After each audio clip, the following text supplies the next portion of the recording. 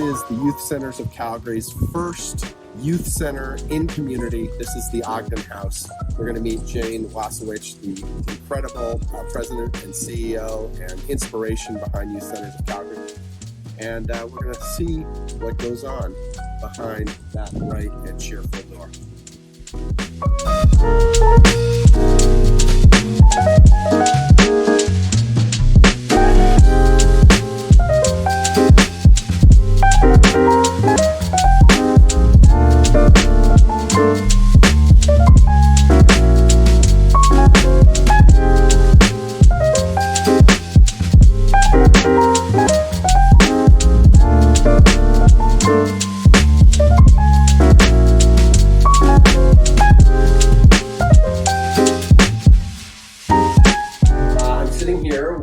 Jane, who is the founder of Youth Centres of Calgary. She is the 2022 Calgary Citizen of the Year because of her amazing work with youth. And we're sitting in the quiet room of the Youth Centres of Calgary Ogden House. So, do you want to tell me a little bit about the Youth Centres of Calgary and specifically this incredible place that you've created? Of course, I'd love to. We opened in 2018 after a number of years of preparing to find a location for a home that we could establish to invite kids from the community, kids who don't otherwise have access to food, consistent access to food, activities, lessons, mentorship, people who care about them. Parents do their best, but it isn't easy being a kid. And I discovered a number of years ago, as I mentioned to you earlier, that if kids have, quite simply, access to food, a place to go to be a kid, and a relationship with an adult who truly cares about them, that their chances of thriving when they otherwise wouldn't are just so much better. And I mean, it takes a village to raise. Exactly.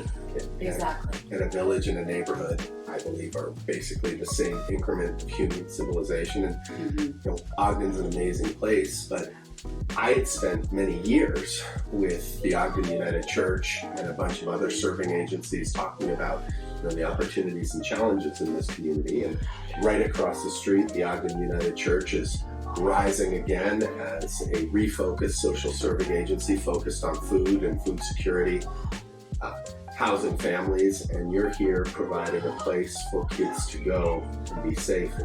It's amazing, and the vibe in the house is just stunning. So was it instantaneous, or did it take hard work to get to this place where everyone's just super comfortable and welcome and happy?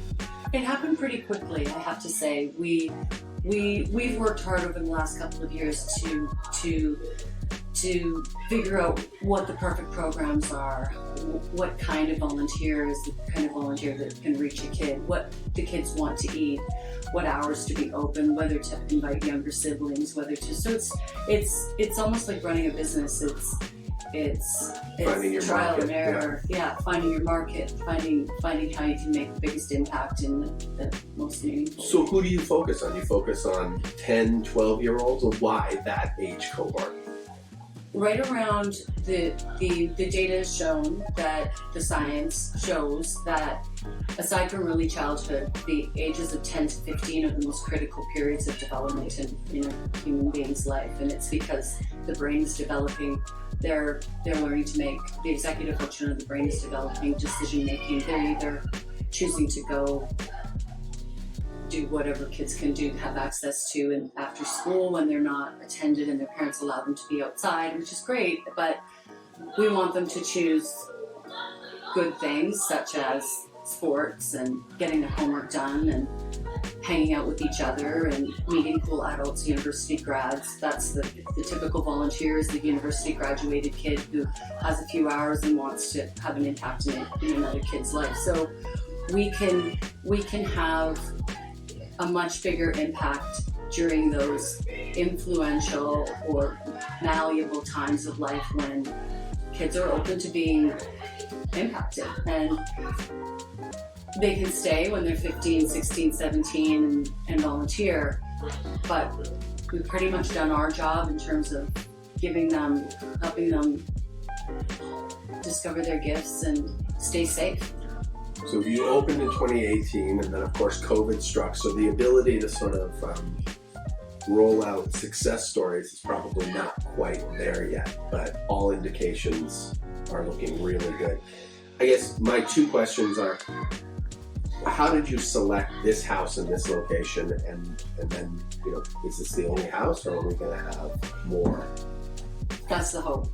Okay. We're working towards that right now quite diligently. This is the second youth center that I've operated. 12 years ago, I had the opportunity to take over the directorship of a little youth center that wasn't thriving, and I learned there how to operate a youth center. We had the opportunity to experiment in a lot of different ways, and then it became a bit of a no-brainer that we needed to be in a low-income, underserved community with lots of kids who weren't necessarily attending school, high concentration of kids living in low-income housing, anecdotal stories from principals and social workers that the kids aren't doing nearly as well as they could relative to kids in other communities.